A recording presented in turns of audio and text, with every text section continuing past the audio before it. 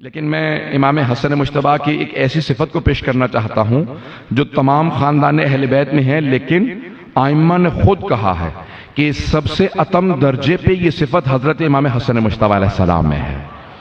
وہ کون سی صفت ہے؟ وہ ہے سخاوت۔ نہیں پہنچا پایا۔ امام حسن مجتبیٰ کا لقب ہے کریم اہل بیت۔ کریم اہل بیت، سخی نہیں، کریم۔ تھوڑی سی وضاحت کر دوں۔ امیر المومنین نے 4 طبقات بتائے ہیں معاشرے میں۔ پہلا مولا فرماتے ہیں کہ ہے لئیم، وہ کہتا ہے کہ میں کھاؤں نہ کھاؤں، کوئی اور کچھ نہ کھائے، اسے لئیم کہا گیا ہے۔ لئیم، لعین نہیں، لعین لعنت سے ہے، لئیم سخت دل سے۔ وہ کہتا ہے کہ مجھے کچھ نہ ملے لیکن میں کسی اور کو کچھ کھانے نہیں دوں گا۔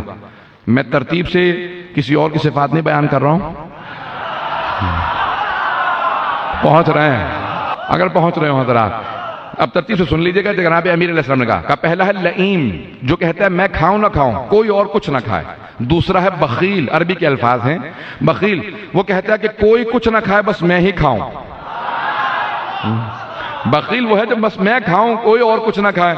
کہا تیسرا ہے سخی، لیکن یہ وہاں نہیں جا سکتے اگر پہنچ رہے ہوں۔ سخی وہ کہتا ہے کہ میں کھاؤں اور دوسرے بھی کھائیں، جو مجھ سے بچے میں سب کے سامنے پیش کروں، اسے کہتے ہیں سخی۔ کریم چوتھا ہے، اور چوتھا میرا مولا ہے۔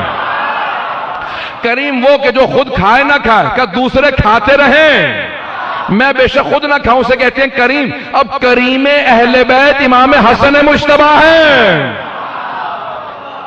اللہ نے رسول خدا کو کریم کہا، علی مرتضیٰ کو کریم کہا، کہ ان 14 میں جو سب سے کریم ہے وہ حسن مجتبیٰ ہے۔ ائمہ نے کہا ہے کہ ہم میں سب سے کریم امام حسن مجتبیٰ۔ سنیں گے بات، سب کو ہضم ہو رہی ہے، بات پہنچ رہی ہے؟ عزیزان گرامی، اب امام حسن مجتبیٰ کا دسترخوان سب سے زیادہ مشہور ہے یا نہیں ہے؟ اگر کسی کے ہاں رزق میں تنگی ہو تو نظر کر لے امام حسن مجتبیٰ کی، کہ اگر رزق میں فراوانی ہوگی تو امام حسن مجتبیٰ کا دسترخوان کروں گا۔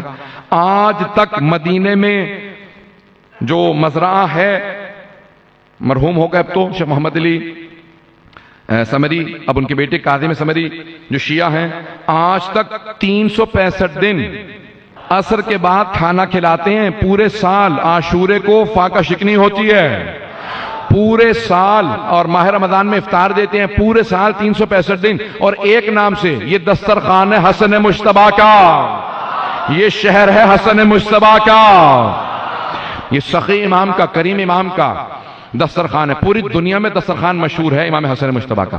اچھا، اب معاویہ کو سب سے زیادہ تعجب اسی بات پہ ہوتا تھا کہ ہم نے فدق چھین لیا، ہم نے حکومت چھین لی، بیت المال چھین لیا، لیکن جب میں مدینے آتا ہوں حسن مجتبیٰ کا دسترخوان جاری۔ بڑا گھبرا کے سنا آپ نے اس بات کو؟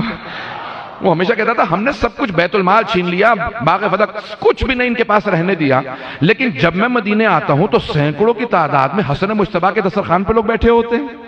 بھئی ایک واقعہ پیش کر کے میں آگے بڑھوں گا، مجھے اس بات کو مکمل کرنا بہت ضروری ہے۔ جناب امام حسن مجتبیٰ کے دسترخوان پہ ایک فقیر آیا، کھانا کھا رہا تھا اور بار بار اپنے سامان میں روٹی رکھ لیتا تھا یا جو ملتا تھا۔ مولا امام حسن نے کہا آرام سے کھا، پریشان کیوں ہے؟ کہا قریب میں نے ایک آدمی کو دیکھا خشک روٹی کھا رہا ہے، میں اس کے پاس گیا تھا، اس نے آپ کے پاس بھیجا ہے، تو میں نے سوچا جب اسی نے بھیجا ہے تو اس کے لیے بھی کچھ لے جاؤں۔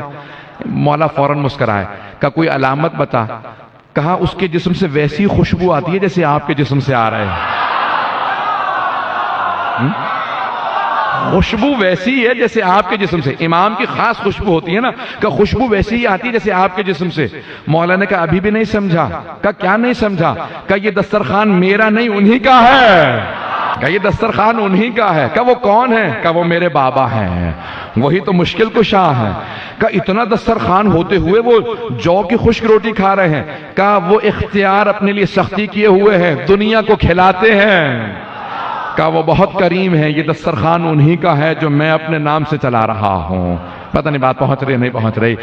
تو اب امام حسن مجتبیٰ کا دسترخوان مشہور ہے، تو اب معاویہ کو اس بات سے بہت زیادہ چڑ تھی، اس بات سے بہت زیادہ بغض و عناد تھا کہ ہم نے سب کچھ چھین لیا، لیکن جب آؤ مدینے حسن مجتبیٰ کا دن رات مسلسل دسترخوان چلتا رہتا ہے، کوئی فقیر آ کے بیٹھ جائے حسن مجتبیٰ اپنے ہاتھ سے کھانا کھلاتے ہیں۔